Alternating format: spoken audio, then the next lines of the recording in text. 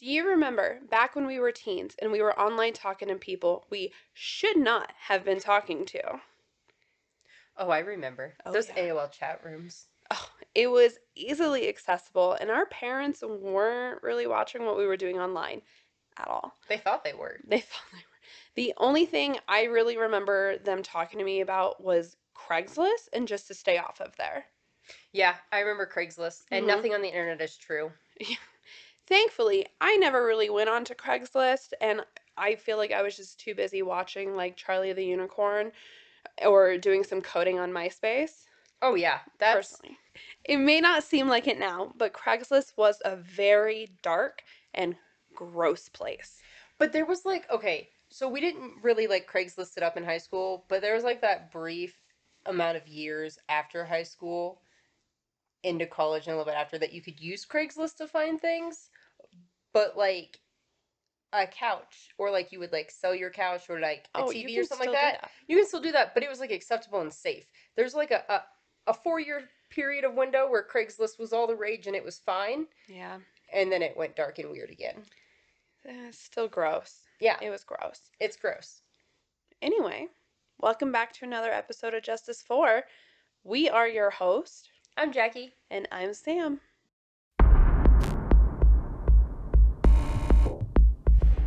Today's case was submitted to us through our website from a listener. Woo woo. Yes, thank you so much, Katie, for sending this one over to us. But also, girl, wow. I'm excited you made her make that face. So, I am going to give you a fair warning right now, though, that this one had basically no coverage on it.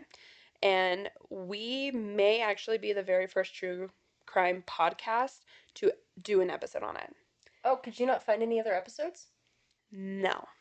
Oh, I love and hate when that I know, happens. like it excites me, but I'm also terrified at the same time. Yep. But with that, because there's so little coverage on this, there may be some misinformation, or I may not touch on some of the information since I couldn't find a credible source. Keep that in mind. I did everything I could. Okay. Okay. Our story today takes us to one of your favorite places. Florida? No, West Virginia. Ooh. Okay. Yeah. I had to ask your sister specifically to tell me how to pronounce this. So it's spelled like Kanawha, Kanawha. And I'm like, how do you pronounce this? Because I don't trust y'all on the East Coast. And she sent me a voice message and was like, we pronounce it Kana. Oh, okay. I know what you're talking about now. Yeah, okay.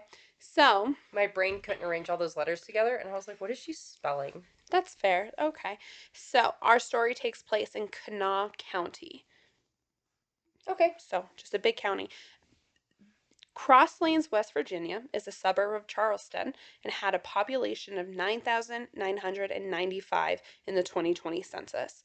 It's across the highway, like a 9-minute drive from Nitro, West Virginia, which is where the public high school is for the area. Okay. The Facebook I found as well stated she was from Nitro and she went to Nitro High School, but all of the articles I saw was she was from Cross Lanes. Okay. Yeah. And honestly, it's probably one of those things where, like, there's this town, and then there's, like, a small town next to it. And so people who live over here, like, live in this spot, but Yeah. the area is called this. And so they could just be referring to parts of that area. I actually Google mapped it because of who I am as a person. So Cross Lanes was here, Nitro was here. There was a casino and a highway. Yeah. So, So, okay. yeah.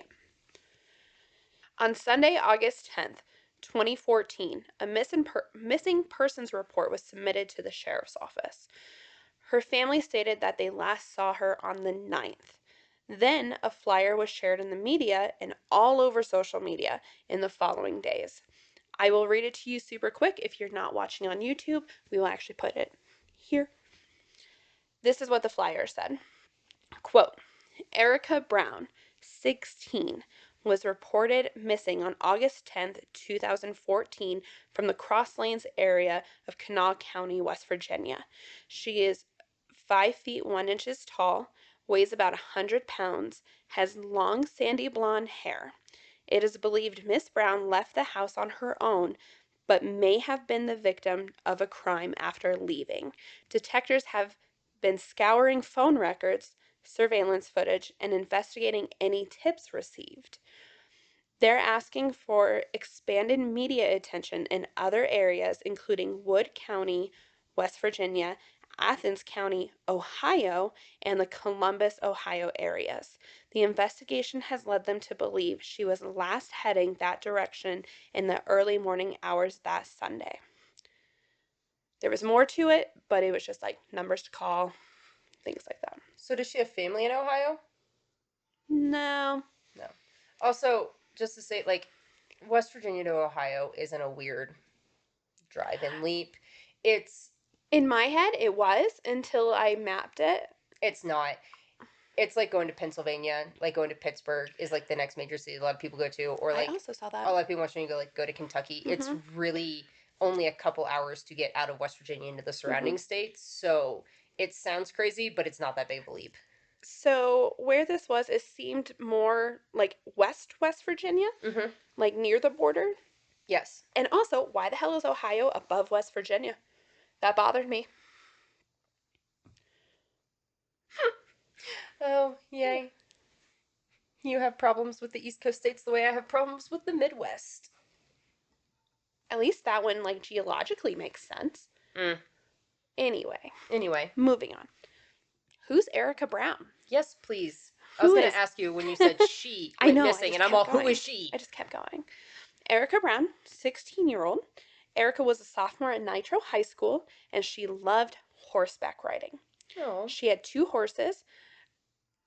Their names were Socks and Buddy, but there was also, I think their actual names were Tennessee Walker and Minnie, but she called them Socks and Buddy, Oh, I love or the other that. way around. I had 2 horses in high school too. Yeah. It's an amazing time for a high school girl. Okay. It's a great time. I was not a horse girl.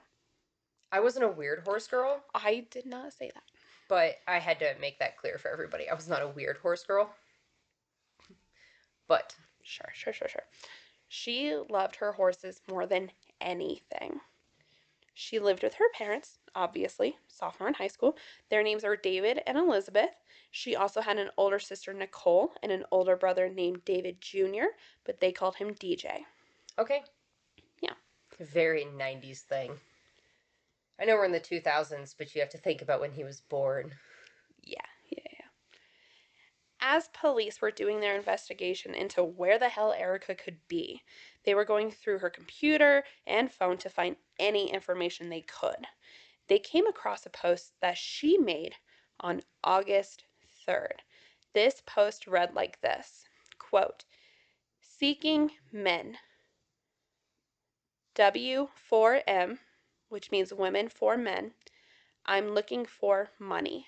I'll do anything for it. I'm a girl." She made this post on Craigslist. I mean, I know horses are expensive, but damn. She also requested that they contacted her by text message, and she put her phone number into the post as well. Are we sure this is her? Like, it was on her computer or on her phone? Let me keep going. Just Okay. hold it in for a minute. Hold it in. The next step was to go through her phone records to see if anyone reached out to her after this post. Okay. The police went through hundreds of thousands, hundreds of thousands of phone records. What? Yes. Hundreds of thousands of phone records. Like, calls, messages, like, Yes. Disgusting. okay. They were interviewing many people who were in contact with her leading up to the day that she disappeared. Most of them were removed as suspects due to GPS tracking and pretty solid alibis. However, the deputies tracked down one number that she was in contact with the night that she was last seen. This number led them to a man that lived in Racine, Ohio. I'm sorry if I said that wrong. His name is Ernest Roach. He was a 36-year-old bricklayer. That's all I could find on him about that. Okay. I know, I know. On August 27th, they went to find Ernest, and he was found living in a tent on a property that belonged to his relatives. When they asked him if he knew anything about Ericka, of course he knew nothing. And Why do they all say that? I know, he knows nothing about her. He doesn't know anything about Craigslist postings. Sure. Yeah. The police were like, well, actually, you or someone you know was texting her from your phone, so, like, what's good?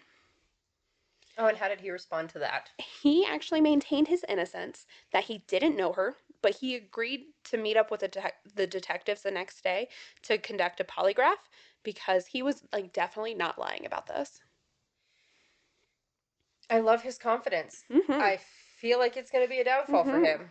So Racine, Ohio is just over an hour drive to the sheriff's office in West Virginia.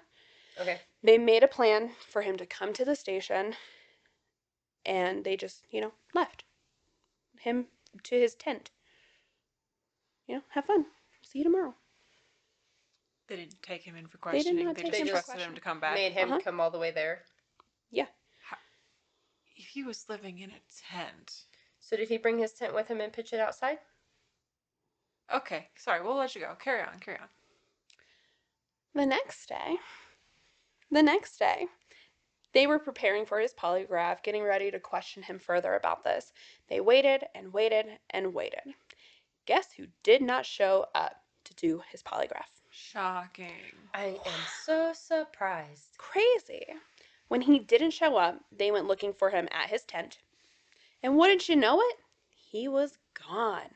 Oh, gee. This man fled so fucking fast. Like, he's a runner, he's a track star. Okay. So the cops put out a federal warrant for him.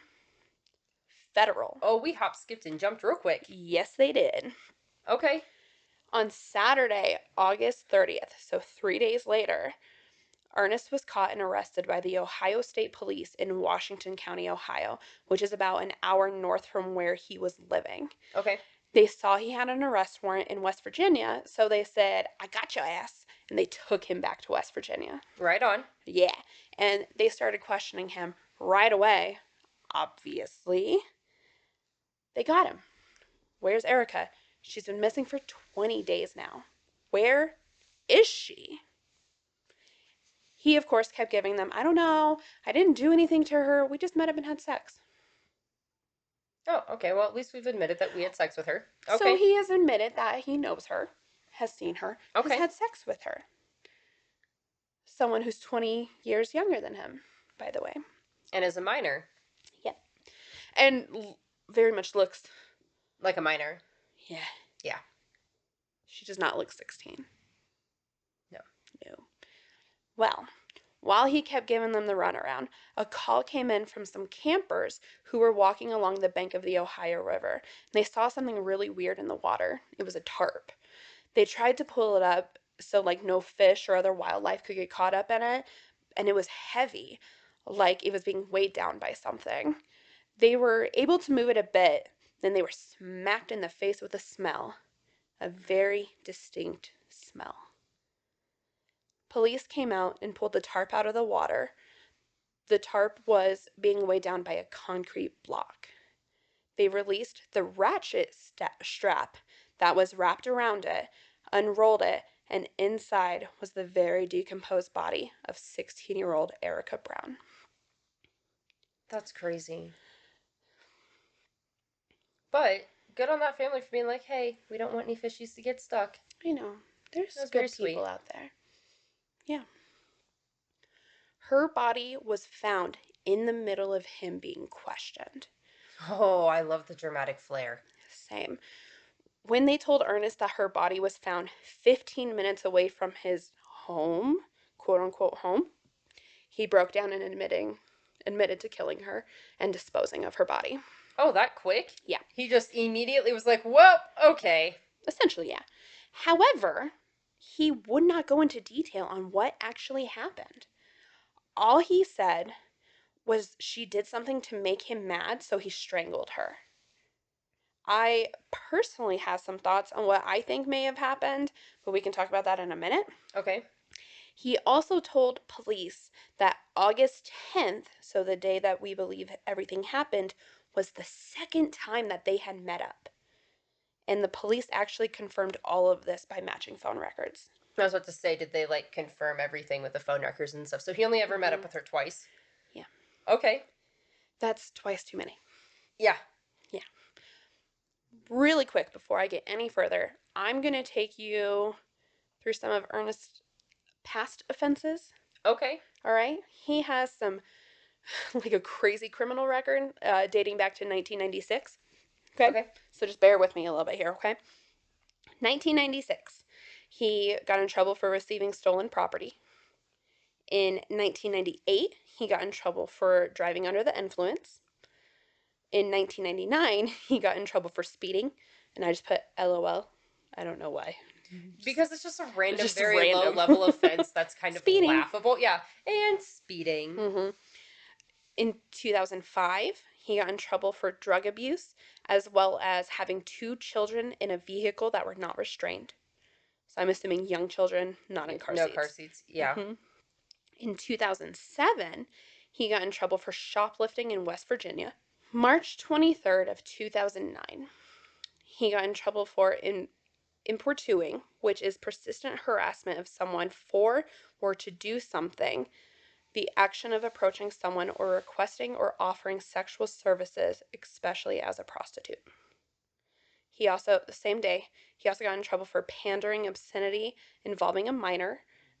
It's a felony which occurs when someone creates, buys, sells, distributes, or displays obscene material that depicts a minor. He also got in trouble for illegal use of a minor or impaired person in nudity-oriented material or performance. Child pornography. Okay. Yeah. I'm all... I got your back, don't you worry. June 29th of 2009, he got in trouble for aggravated menacing.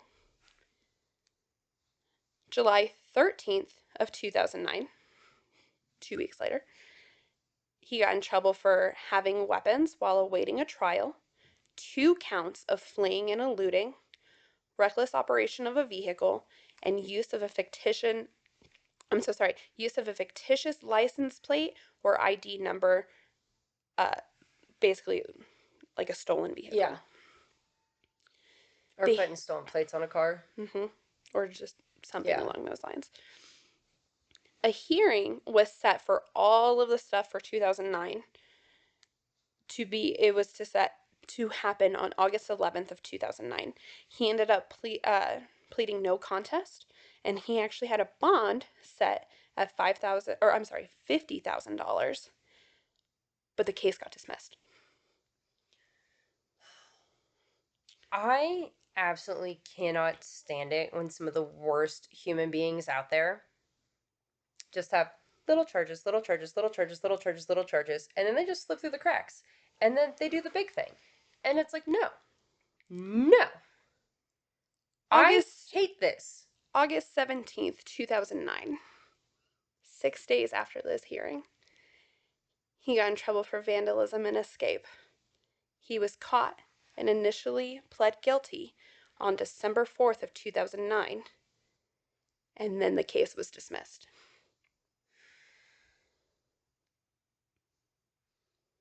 Do we have any documentation saying why?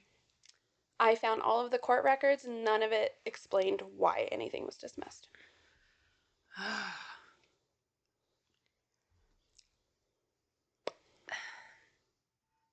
Mm-hmm. I just... Okay, keep going, because I'm mad. You should be. You should be. So, I'm gonna wait. I want to touch on your madness a little bit more here. Okay. The sheer fact that he had child pornography leading up to this moment, and he got away with all of it. And not only that, but the prostitution Mhm. and the soliciting of a minor, correct? Mhm. Like, he was prostituting his own ass and soliciting minors? So the prostitution could have either gone him prostituting himself or Him. getting a prostitute, Yeah. which also could have been a child.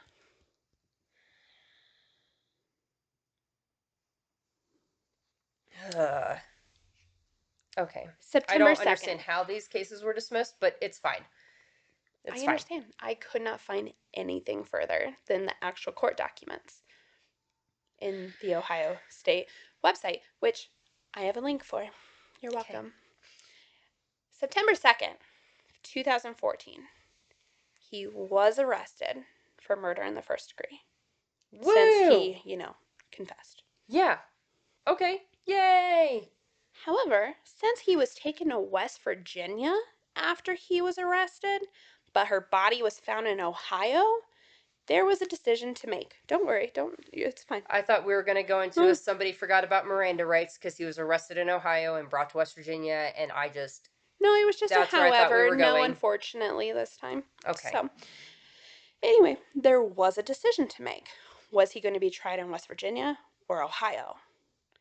With some investigation, they determined that the murder took place in Ohio, so they were going to try him there. And we've seen this before. We have. He also did not fight the extradition at all. Well, that's good. Basically, after her body was found, he was just like, yeah, go on. His hearing for the murder was set on October 25th of 2016, 2 years later. Why? I don't know. Was there like a bunch of delays or other stuff, or did it just take a while? It just took a while. Did he waive his right to a speedy trial, or I'm assuming so, but I wonder if maybe an investigation was still happening since they found the body while interrogating and he confessed, and then you got to build everything, and I mean, a confession exactly isn't enough. What they were going to charge him with, because I'm not trying to victim blame at all. She willingly left with him.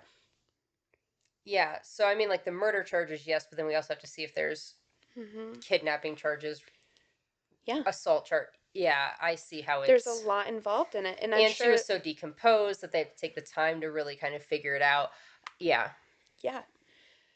So who knows why it took so long? It's a hell of an investigation, and even though he was like, yeah, I totally killed her, he would not give them details on any of it. And you also have to they're not just going to take his word for it for the confession. They also have to do their side of it, because if they just take his word for it and then they're like, okay, that'll be fun in court. So the hearing was set for October 25th, 2016, where he pled guilty to murder, tampering with evidence, and gross abuse of a corpse. They also charged him with traveling across state lines to engage in illicit sexual conduct. The plea deal that he took gave him life in prison, and he will be eligible for parole in 19 years. So in 2035. Time out. I just had a thought. She was 16. It doesn't matter if any of it was consensual or not, or if she was prostituting, because no matter what, that's just illegal anyway, isn't it? Prostitution is. But, regardless, she was a minor, so regardless, there's no consent. What is the consenting age in West Virginia? It doesn't matter as a teenager. It has to be within 4 years, generally. If you're under 18, you usually have to... It's usually, with him within being 4 20 years. older, that's just disgusting anyway. Yeah. I was just saying, because we're going back to the fact that, yeah, I just realized that she was 16, so it wasn't consensual no matter what. The media portrayed it very different. Yes, understandably. But yeah, but if you get down to the base definition of that, yeah, I understand. She is not of age to consent to prostitution, so therefore, since technically she was tried in Ohio and this probably took place in Ohio. The age is 16. However, if the other partner is above 18, then it is statutory. Yeah. Yep. So there was, I guarantee there was probably something. One, there was probably a lot to decide if it happened in West Virginia or Ohio, the extradition of it. Yeah. It probably was a It's a handful of that's things. an interesting little conundrum to figure out, though. Yeah. Yeah. Anyway, his defense attorneys requested that the court suppress his videotape of him confessing to killing Why? her. I don't know. I mean, it's a pretty damning piece of evidence, but he also already pled guilty, so He did, yeah. I honestly don't know. But also, I couldn't find that videotape anywhere. Anywhere. So Was it ever admitted into evidence? since it didn't go to trial, I'm kind of thinking not. Which is why we probably can't find it. Mm-hmm. Yeah. And for all we know, it could have been granted and suppressed. Yeah. But during the hearing, Nicole, Erica's older sister, made this statement. Quote, "He let us search for her for 20 very long days, and I believe he would let us search for her forever if her body had not been found. Ernest Roach has no heart." End quote. Snaps? Her parents say they are two empty souls that are walking this earth. They also asked the media to report on what Ernest did to their daughter rather than the decisions that she made. Also, after this hearing, Erica's dad posted on Facebook urging parents to check on their kids and monitor their online presence. I could not find this post or his Facebook. I believe it has been since deleted. I did find her Facebooks. Yes, plural, I was Facebooks. about to say, did you mean to say... Yes, I did. And I also found her brother's Facebooks. He doesn't seem to have posted in a few years, so hopefully he is doing okay. Did you say plural for him too? I did also say plural for him. Okay. Hopefully he's doing okay. Hopefully their family is doing okay.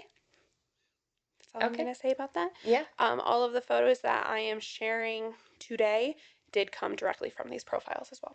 Okay. I have no further information on this case. I'm not surprised. Yeah. I found maybe 5 or 6 articles, maybe a little bit more, that were all basically the same thing. So I was going through Facebooks. I was going through any type of social media that there was just to try to get some type of insight here. And just going through her Facebook, her family's Facebooks, what I could, there seemed to be like a type of theme within the family of possible drug usage. Which I wouldn't say possible. There was drug usage for some of them. Which makes sense because, so before we start these episodes, we show each other pictures of Yeah. everything so we have a visual. And when you showed me a picture of her and her brother, my very first statement was, Wow. Are they on drugs? Yeah. And you just laughed because she hadn't told me anything else up to that point. point. I didn't tell you It's anything. just how they looked. Yeah. And so that part does not surprise me. I also think, looking at his pictures, I think he was in some type of accident as well, because it looks like he has a skin graft on his body, or like his arm and like I didn't right look here. that close like at his face in that. I haven't shown you a lot of it. The other thing is, But he was very open about his lifestyle on Facebook. On Facebook. Now, West Virginia people, do not come for me. All right. Honestly, me and my sister joke about this a lot. In West Virginia, there's 2 things to do growing up: sports or drugs. Oh. So you just throw your kids in sports so they don't do the drugs. Mm-hmm. That's about it. So. But also going through her Facebooks, there was no pictures of any other family, friends, things like that. So I have a feeling that either her parents were very much not involved with her on her day-to-day life. Which that also comes into play with the dad making the statement of, make sure you are more involved in your kids' online life. Yeah. So we can only speculate what their life was like and just kind of go from there. Again, we're not trying to victim shame at all. We're just presenting what we could find. And you have to have all the facts because we can't leave out things like that just to Yeah. not. I mean, it's not victim blaming because Correct. no matter what you do, nobody deserves to be murdered. Absolutely not. But Regardless of what decisions were made, where she posted things, whatever life decisions she was making for herself when she was 16, does not mean you should be murdered. no, sex work is a totally valid industry when you Mhm. are of age Yes. and legally can do it within the legal means. And just because you are a part or a sex worker or in Mhm. that industry does not give anybody the right to do whatever Absolutely they not. want, nor does it mean that you should be murdered or deserved to be harmed. Absolutely. Ever. So that's not, we just want to make sure. Yeah. But it's just very interesting one that there's Yeah. not a lot of coverage on this. Yeah. And it doesn't seem like her family has been pushing very much for her other than some like the missing when she went missing initially, their first push. You said the brother, I think off episode, you said the brother was really going after Ernest right after she was found. Like going hard. He had some very disturbing Facebook posts. Like timeline post. Like not nice Not towards nice. Ernest. Not nice. Got you. But I understand. This is most likely part of he was in his anger stage, I'm assuming. Very much anger and but her not having any pictures with her family on there and her I being only able saw to pictures of her and her brother. so very interesting, especially if you're Yeah. being 16 and those are the people you spend all this time with. Yeah. And I'm sorry. Once again, horses are expensive. That is not just a parents who kind of like throw to the side or like, oh, here's some horses and nah, it's so very interesting to me. Mhm. Everybody does social media differently too. Well, I mean, Like- not just like social media, but like the speaking out and not being the main advocates for her.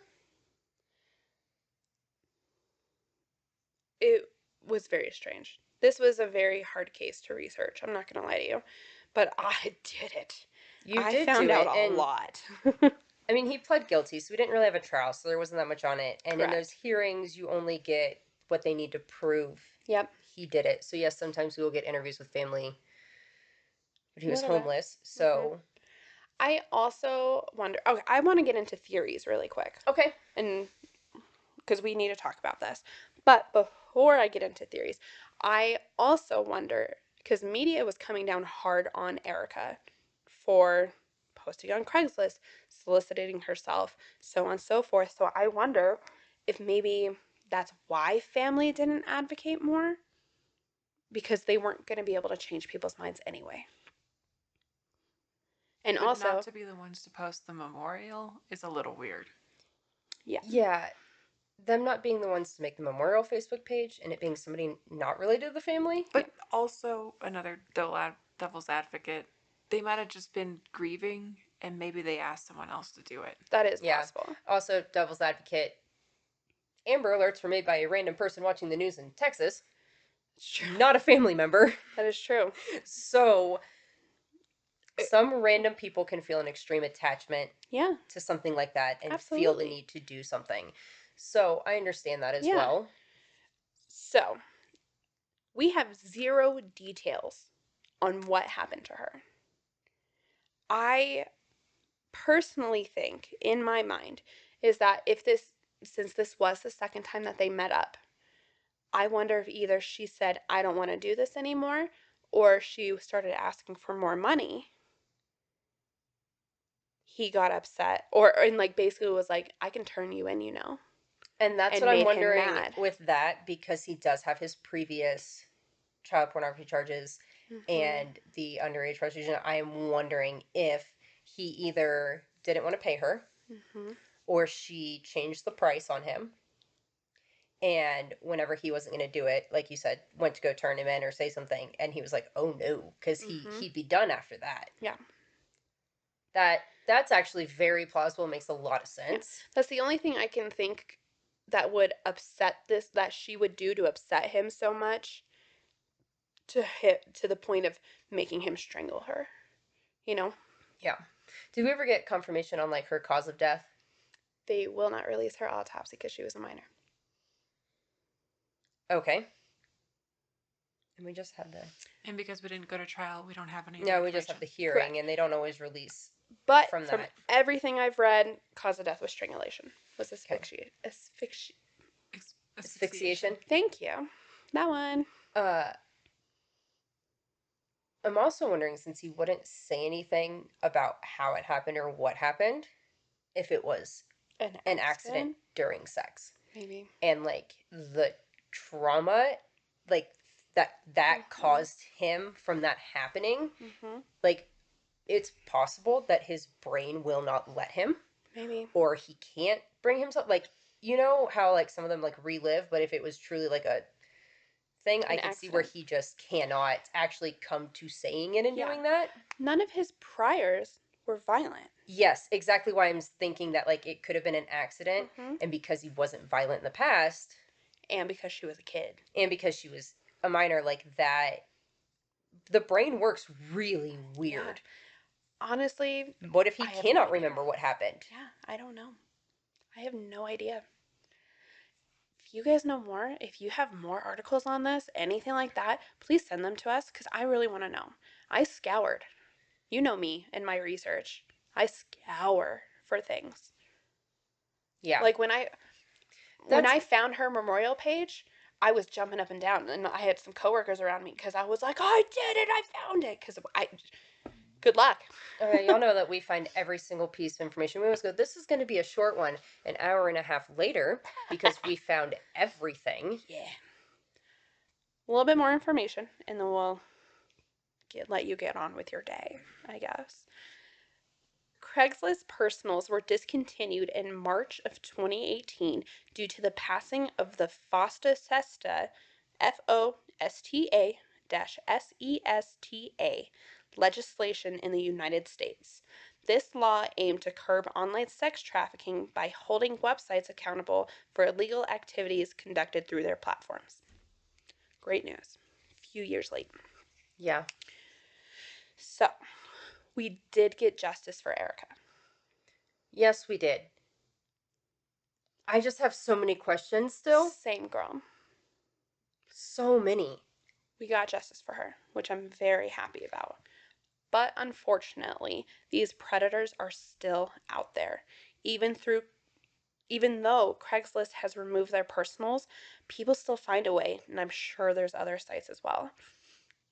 Please make your way to any of our socials and let us know your thoughts on today's case.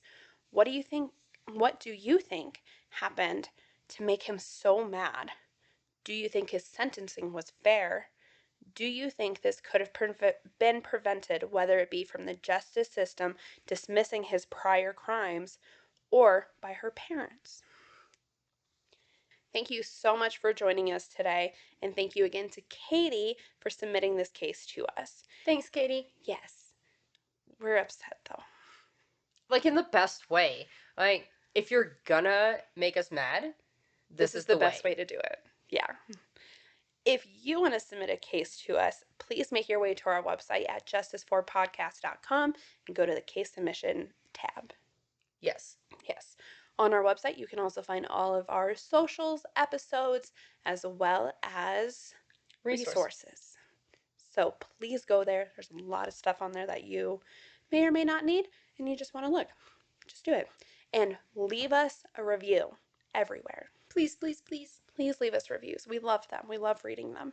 But also make sure to like, follow, subscribe, all of that jazz.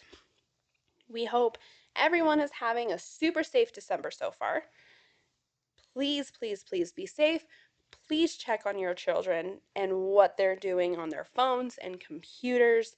Set boundaries with them and, stop going online to do gross things, especially with children. Yes, you please. Sickos. Yeah. That's all I have for you today. I ain't got nothing else. You ain't got nothing else? I ain't got nothing else. All right, then. We love you guys. Okay. Bye.